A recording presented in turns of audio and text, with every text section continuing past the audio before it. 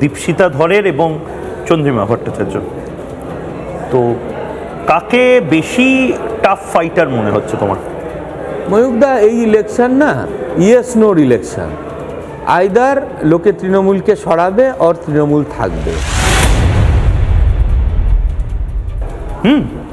Candidate matter করছে না, কোনো ক্যান্ডিডেট ম্যাটার করছে সিরিয়াসলি 100%। আপনি দেখে নেবেন, আমি নিজে ক্যান্ডিডেট হয়ে বলছি, এতদিন ভারতীয় জনতা পার্টি করার অভিজ্ঞতা নিয়ে বলছি, হয় পরিবর্তন হবে বা পরিবর্তন হবে না।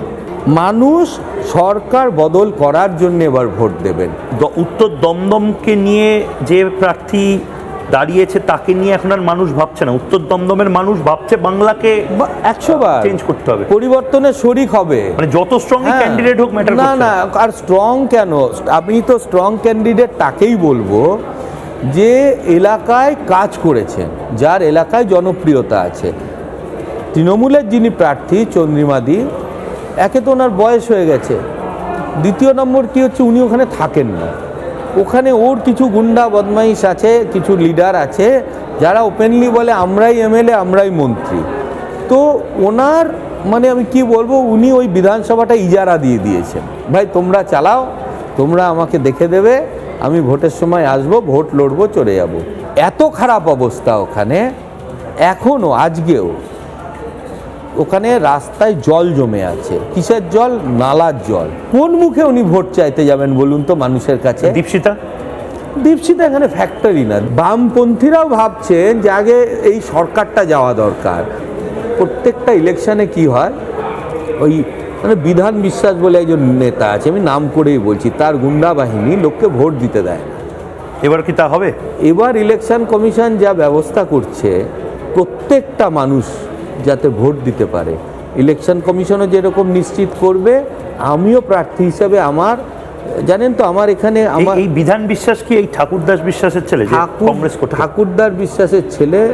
ঠাকুরদা কিন্তু খুব ভালো লোক ছিলেন। এটা কি কাটমানিটা কি বড় হয়ে যাচ্ছে? 100 বার ঠাকুর, আমি কাকু বলতাম ওনাকে, তখন অ্যালায়েন্স, এদেরকেও চিনতে রাখছি খুব ভালো করে, তখন তো অ্যালায়েন্স ছিল। ঠাকুর কাকু রীতিমতো আমার বাড়িতে আসতেন, আমার ওই শ্যামবাজারের বাড়িতে অন্তত মানে আমি 50 বার দেখেছি ওনাকে।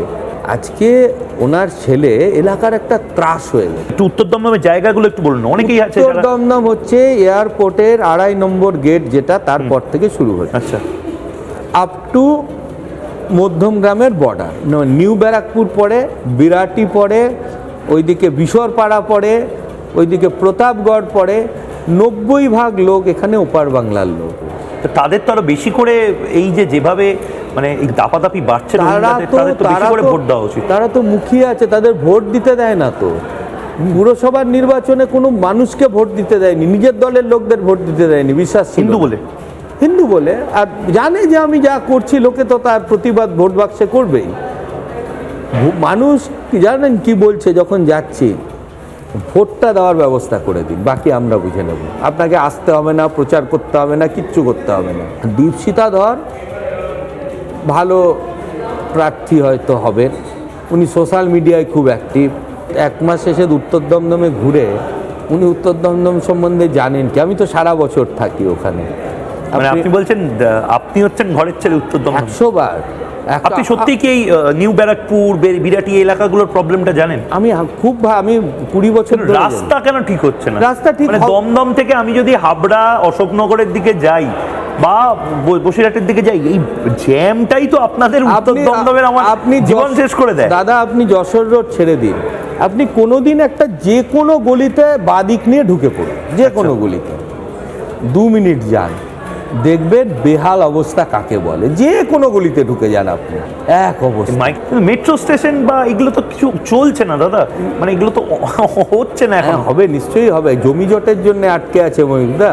আমাদের সরকার আসবে এবং দেখবেন 1 বছরের মধ্যে এগুলো কম। কারণ আমি সল্টলেক থেকে যদি বিরাটি যেতে চাই বা মধ্যমগ্রাম হয়ে আমি যদি বারাসতের দিকে যেতে চাই, যে পরিমাণ জ্যাম অফিস টাইমে দমদমের ওখানে থাকে, 2 ঘন্টা লেগে যায় সল্টলেক থেকে যেতে।